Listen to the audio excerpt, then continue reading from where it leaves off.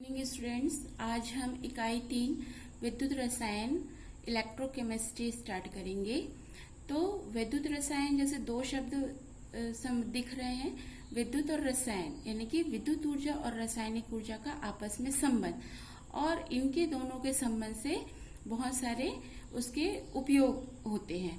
जैसे हम घड़ी का बैटरी, टॉर्च की बैटरी उपयोग करते हैं, तो ये सब विद्युत रसायन के प्रयोग से ही संभव हो पाया है। तो जो विद्युत रसायन है, ये रसायन की वह शाखा होती है जिसके अंतर्गत हम दो प्रकार की रासायनिक अभिक्रियाओं को अध्ययन करते हैं।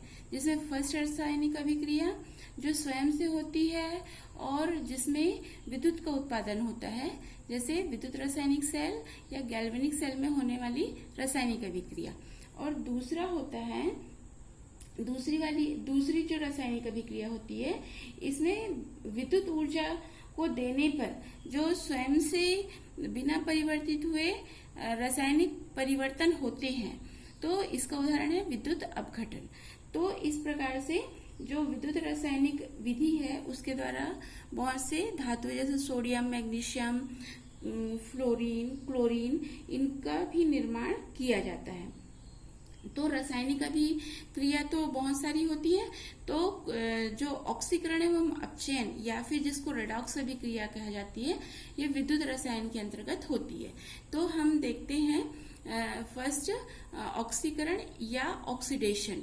तो किसी पदार्थ के द्वारा ऑक्सीजन को ग्रहण करना या फिर ऋण विद्युत तत्व को ग्रहण करना या हाइड्रोजन को त्यागना या धन विद्युत तत्व को त्यागना ऑक्सीकरण कहलाता है।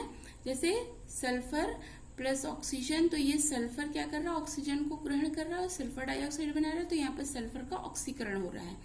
और यहाँ पर फेरस क्लोराइड क्लोरीन को ग्रहण कर रहा है और फेरिक क्लोराइड में चेंज हो रहा है, तो यहाँ पर फेरस क्लोराइड का ऑक्सीकरण हो रहा है। नेक्स्ट इसके अपोजिट अपचयन या रिडक्शन। जब धन विद्युत तत्व को ग्रहण करना या हाइड्रोजन को ग्रहण करना या ऑक्सीजन को त्यागना या ऋण विद्युत तत्व को त्यागना अपचयन कहलाता है। तो जैसे यहाँ पर उदाहरण में हम देख रहे हैं कि क्लोरीन हाइड्रोजन को ग्रहण कर रहा है, तो यहाँ पर क्लोरीन का अपचयन हो रहा है। और यहाँ पर क्यूप्रिक ऑक्साइड हाइड्रोजन को ऑक्सीजन को त्याग रहा है, तो यहाँ पर ये क्यूप्रिक ऑक्साइड का अपचयन हो रहा है। तो ये ऑक्सीकरण अपचयन पुरानी धारणा के अनुसार परिभाषित की गई है। तो इसकी जो इलेक्ट्रॉनिक संकल्पना है, ऑक्सीकरण अपचयन की इलेक्ट्रॉनिक संकल्पना देखते हैं। तो ऑक्सीकरण क्या होती है? ऑक्सीकरण वह अभिक्रिया है जिसमें कोई परमाणु या आयन एक या एक से अधिक इलेक्ट्रॉन का त्याग करता है, जिससे परमाणु या आयन द्वारा ऑक्सीकरण संख्या में वृद्धि होती है। मतलब क्या है कि जब कोई परमाणु या कोई आयन है, तो वो एक या एक से अधिक इलेक्ट्रॉन को त्याग करता है। जैसे कि सोडियम एक इलेक्ट्रॉन का त्याग करके सोडियम प्लस बना रहा है, मतलब यहाँ पर ऑक्सीकरण संख्या 0 से +1 हो रही है। यहाँ पर जिंक 2 इलेक्ट्रॉन को त्याग रहा है और Zn2+ बना रहा है, तो इसकी ऑक्सीकरण संख्या 0 से +2। इसी प्रकार Cu+ जो है +1 से ऑक्सीकरण +2 की ओर और Fe+2 ऑक्सीकरण से +3 ऑक्सीकरण की ओर बढ़ रहा है। तो जिसके कारण यहाँ पर क्या हो रही है, ऑक्सीकरण संख्या में वृद्धि हो रही है।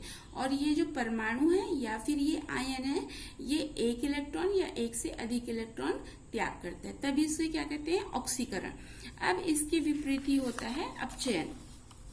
अपचयन वह अभिक्रिया होती है जिसमें कोई परमाणु या आयन एक या एक से अधिक इलेक्ट्रॉन ग्रहण करता है, जिससे परमाणु या आयन की ऑक्सीकरण संख्या में कमी आती है।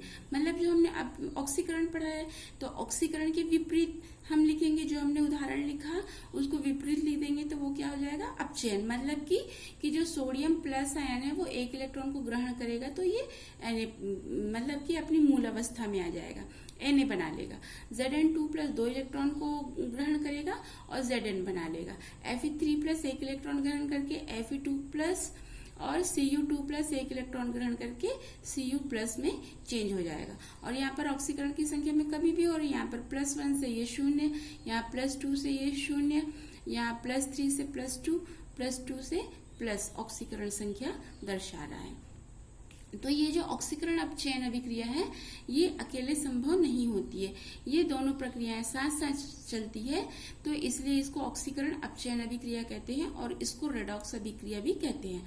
जो रेडॉक्स शब्द है ये रिडक्शन के आरईडी से रेड और ऑक्सीडेशन के ओएक्स ऑक्स से बना है, तो ये आरईडी और ऑक्स मिलकर के रेडॉक्स का निर्माण किए हैं।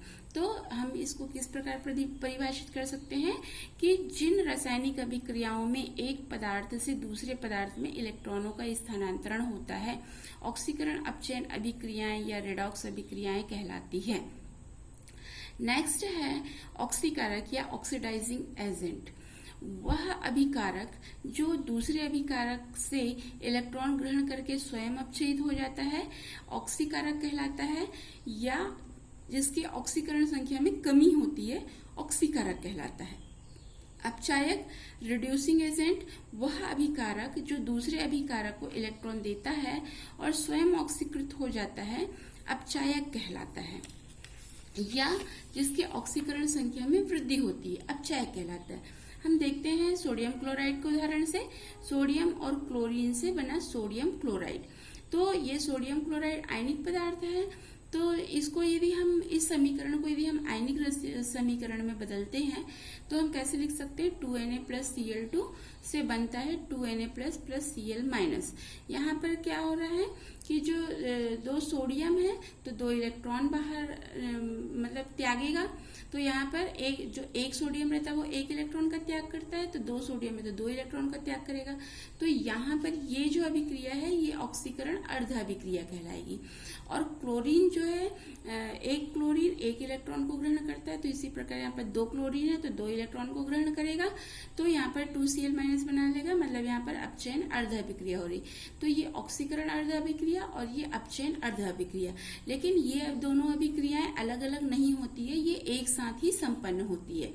तो यहाँ पर क्या हो रहा है, जहाँ पर सोडियम जो है एक इलेक्ट्रॉन का त्याग कर रहा है, मतलब यदि एक सोडियम है तो, और यदि दो सोडियम है तो दो इलेक्ट्रॉन का त्याग कर रहा है, मतलब यहाँ पर इलेक्ट्रॉन का त्याग कर रहा है और यहाँ पर ऑक्सीकरण संख्या में वृद्धि हो रही। तो यहाँ पर क्या हो रहा है, ऑक्सीकरण हो रहा है। और जो पदार्थ ऑक्सीकरण हो रहा है जहाँ पर ऑक्सीकरण की संख्या में वृद्धि होती है वो क्या पदार्थ क्या कहलाता है, अपचायक। और जो क्लोरीन है वो इलेक्ट्रॉन को ग्रहण कर रहा है, तो यहाँ पर ऑक्सीकरण की संख्या में कमी हो रही है, तो ये कहलाता है अपचयन और वह पदार्थ कहलाता है ऑक्सीकारक। इसी प्रकार से हम दूसरा उदाहरण देखते हैं, जैसे यहाँ पर FeCl3 जो ये SnCl2 से क्रिया करके FeCl2 और SnCl4 का निर्माण करता है।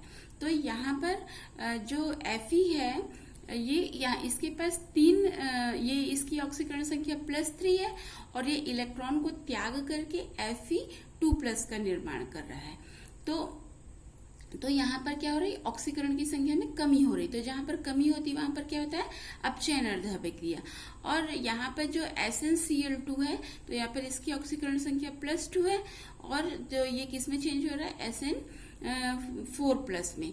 तो यहाँ पर जो इलेक्ट्रॉन है इसको क्या किया जा रहा है, यहाँ पर ऑक्सीकरण संख्या में वृद्धि हो रही। तो ये अभिक्रिया क्या होगी, ऑक्सीकरण अर्ध अभिक्रिया।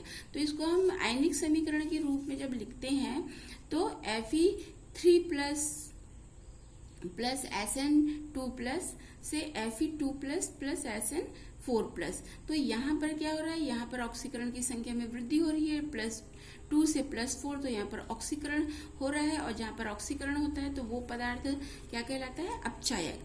और यहाँ पर ऑक्सीकरण की संख्या में कमी हो रही है, +3 से +2 हो रहा है, तो यहाँ पर अपचयन और ये जो पदार्थ है वो कहलाएगा ऑक्सीकारक। तो हमको जो है ऑक्सीकरण, अपचयन और ऑक्सीकारक और अपचायक इसको बहुत अच्छे से समझ लेना है, ताकि हमको कहीं पर भी पूरी चैप्टर में हमको कहीं पर कोई दिक्कत ना हो। और ये ऑक्सीकरण, अपचयन, ऑक्सीकारक, अपचायक ये केमिस्ट्री का बेस टर्म है। इसको समझने से हमारे जो चैप्टर में आने वाले बहुत सारी जो रासायनिक अभिक्रिया होती है उसको समझने में आसानी होती है। तो आपको ये समझ में आया होगा। तो आप वीडियो को लाइक, शेयर और सब्सक्राइब करें। Thanks for watching this video.